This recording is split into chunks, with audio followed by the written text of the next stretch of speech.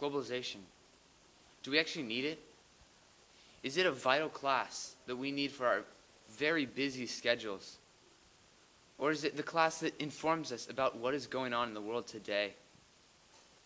The average high schooler doesn't know what Brazil, Russia, India, and China could do in the next few years. They don't know what a failed state is. They don't even know what the EU is. The average high schooler needs globalization, and this is why.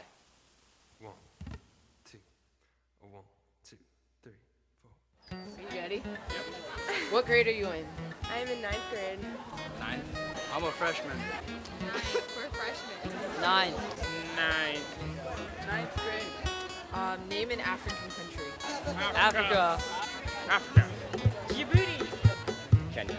Name a failed state. California. California. South Dakota. Somalia. Somalia. Sudan. Oh, Eritrea. What is the EU? Estados Unidos. I just told you I didn't know what that was. Europe, that's right. European Union is like the European Union. European Union.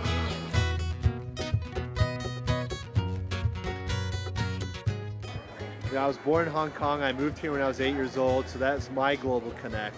And that's why I feel so passionately about the program, is because I think you have to have that high global IQ in order to survive in this society. And if you don't, then you're not going to understand the world around you. It's changing so fast. The internet has certainly brought a lot of people closer. Well, I think globalization is related to me because, since I've been growing up, the technology has been really advancing, and we've become more integrated as a world.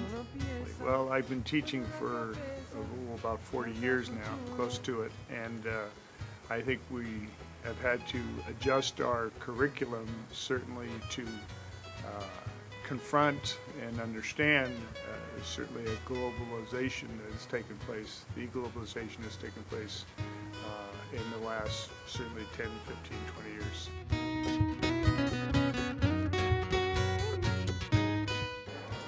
For example, I was born in Hong Kong. I spoke fluent Mandarin or Cantonese and Russian when I left. And so now when I go to a Chinese restaurant for dim sum and I say, that's part of this global society we live in because I'm a product of it, right? Mueve la cabeza, dando a futuro, la mano arriba, cintura sola, da media vuelta, dando a futuro, no te canses ahora. Well, I think it's important because it shows the competition's getting steeper, especially for America, because then we have to compete with other people in the world.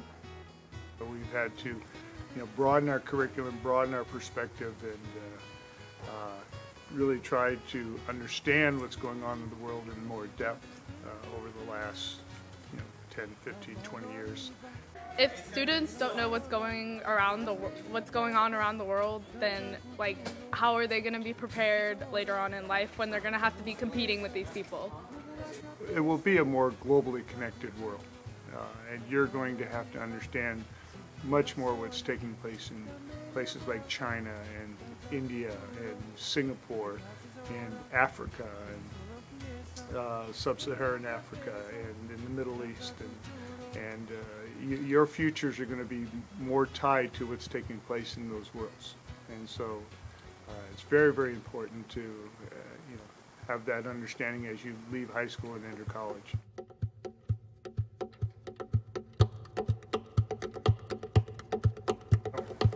Globalization, it's beyond the facts and the numbers.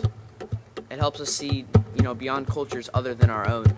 It helps us understand trends in data and the economy better.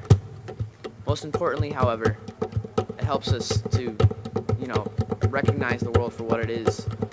See beyond Laguna Hills, see beyond Orange County, beyond California, beyond the U.S. It helps us see the world.